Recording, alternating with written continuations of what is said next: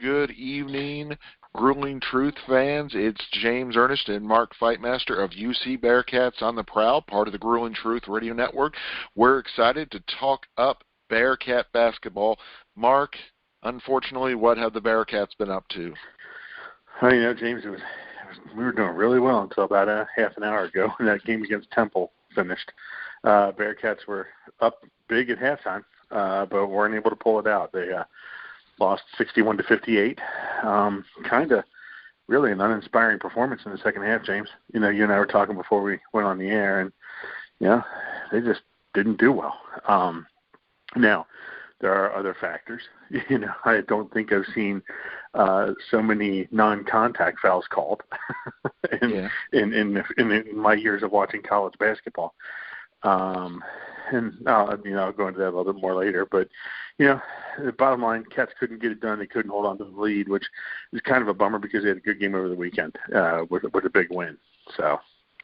Yeah, I was going to say, over the weekend, on Thursday they had that great game against Tulsa, dominant performance. Oh, yeah. So, with this game, normally the number of minutes are more even. Mm-hmm. Was it? You think they overwhelmed the players by playing them all 30 minutes for the most part? James, I'm not sure. I'm really not sure. Something looked off down the stretch. And just something didn't seem to be clicking. I don't know if it was the game plan. I don't know if it was the fact that they were playing a lot of minutes. I'm not real sure. Temple's always a tough place to go play. UC's always struggled there. And it's just, I think what happened, James, in reality is the game started getting away from them, and they may have panicked a little bit. Mm-hmm. Yeah, I was going to say Davenport had an amazing shooting night the other night against Tulsa, but tonight, 2 of 10. That's a little rough. At some point, okay, so there's two schools of thought, and you've probably heard these before. Shooters are going to shoot themselves out of a slump, or stop shooting and start passing. Exactly. So I think he was doing the shoot till you get hot, shoot till you make it, and it backfired. He was hot on Thursday, man. He couldn't miss. But tonight kind of bit us in the ass a little bit. Yeah, on Thursday, 7 of 9. Him and DeJulius. Julius was 4 of 6. So both of them were doing amazing on three-pointers the other day. But, shoot, tonight it just wasn't there. Yeah, it was not a good go for him. But, it happens. It happens. You can't win them all. And then, I said I was going to address it a little bit. When you're not getting help from the refs, it compounds things. Okay, the refs aren't the ones that caused the UC to not score over the last, however many minutes it was. We were up 4 with 1 minute and 53 seconds to go. Should have closed it out then. Couldn't. Well, I think we scored 14 points over the last 12 minutes. That's not the refs' fault. But the mere fact that the refs helped, and I say helped, the refs allowed Temple to get back into the game because some of those fouls tonight were just ridiculous. The kid goes up and jumps away from the defender and falls down, and they call a foul on Julius, who didn't touch him. That happened 2 or 3 different times. It's just, it sucks. Excuse the expression. No, it definitely does. I agree with you 100%. It's a rough game, and it's one of those ones that really hurt you. Yeah, it does. Because the Cats are now 14-6. Temple's now won 4 games in a row. So, it's not going to help in the standings right now. But in reality, James, what are we playing for anyway? We're playing for a berth in the tournament, and we can do that if we take care of our conference tournament. Yeah. We just need to have a good seeding going into it. So we'll see what happens. Yeah, so we got Sunday. We got coming up East Carolina. Okay. Haven't we already played them once this season? Mm-hmm. Okay. We'll see what happens there. We need a win. I think that's a very winnable game. So we'll see what happens. Hopefully they can bounce back from this disappointment and get back on the winning side. Yeah, because on the first one, we won at home 79-71 in a game. Yeah. Yeah. Well, there was a game that kind of mirrored this Temple game, except we closed it out. If I remember right, we were up a lot at halftime, and then I can't remember the dude's name, Vance Joseph, Vance Johnson, Vance something. Jackson, yep. Jackson, there it was. Vance Joseph is a defensive coordinator somewhere, I think. He went off in the second half, so we've got to be careful, down there when we go play there. Have to make sure that when we establish the lead, that we keep it and that we can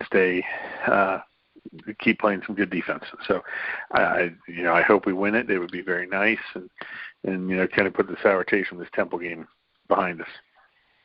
You know what I'm really happy for is that the game is at noon, so that way fans will have the opportunity to watch the UC basketball game and then go watch the Bengals playoffs.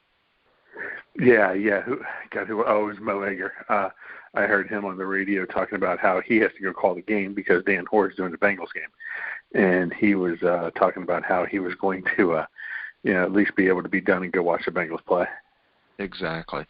Yeah, I was going to say, I'm going to the NKU game on Sunday, and that game's at 2, so unfortunately I'm going to miss some of the Bengals.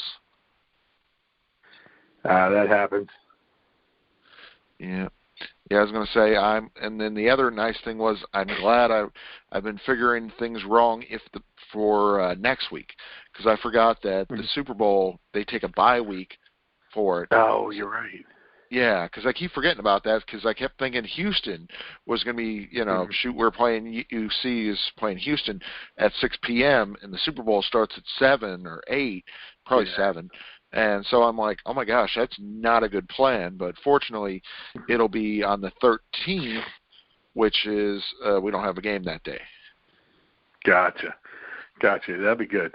That's a good thing. Let's, be able to root on both the Bearcats and then eventually the Bengals. Exactly. So that'll be nice. But yeah, that is cool that Mo gets to do the UC game this week. Yeah, you know what? He does a decent job. He does a very good job. I mean, we're lucky, James. You know that with Dan Hoard. I mean, good. Oh, Lord. Definitely. We're lucky to have him at UC, and then as Bengals fans too. But Mo does a really good job filling in. Yeah, I was going to say the nice thing is Dan got them both to the Final Four this year. Got UC to the Final Four. Now the Bengals are in the Final Four. I mean, can't complain about that. I think if I saw it correctly on Twitter, UC football posted that this is the first time in history that one city has had a college Final Four and a football Final Four in football, or a pro Final Four in football. So that sounds correct because I'm trying to think of some of the teams and not really thinking of any. I mean, Alabama doesn't have a pro team. Clemson doesn't really. Oklahoma, Ohio State. Yeah, so I'm trying to think. I mean, Oregon, Notre Dame. Yeah, there's not really anybody that would sync up. So, yeah, I was going to say, saying UC definitely has had the best football season, both college and pro. I mean, as a city, you can't argue against it. It's pretty cool. Pretty cool, man. Good times. It's good times. Definitely. So we got that going on. We got like you said, the game Sunday, and then not much really going on till they're playing at home against Memphis. Yeah, we're kind of in that lull period, where it gets just a touch slow, getting the kids back in school, and then on top of it with all the COVID stuff and all that. So just take a little breather, and hopefully the basketball team can do the same. Take a little bit of a breather and regroup after tonight's disappointing loss. Exactly. Any final thoughts, Mark? Nah, James, I do want to say this, and I say this in all seriousness. I believe that getting out of the American Conference is going to be a great thing for UC. I was frustrated tonight by watching the refereeing in that game. I believe that, especially in basketball more than football, the referees see their job is to keep people in games in this conference. They try to keep things, exciting or that, So I think in the future you see, keep it competitive. You see moving out of this conference is going to be a good, obviously a great thing for football going into the Big 12. I think it's going to be a great thing for basketball too, because that is a top-notch conference in basketball, and they're going to be able to go in and hopefully compete. I agree. So for James Ernest and Mark Fightmaster, this has been UC Bearcats on the Prowl, part of the Grueling Truth Radio Network.